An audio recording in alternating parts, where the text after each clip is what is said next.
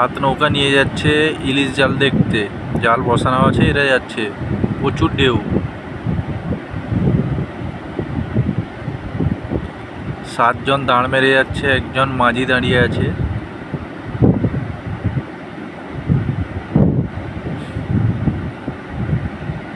অনেকটা দূরত্ব, জুম করে দেখাচ্ছি এটা।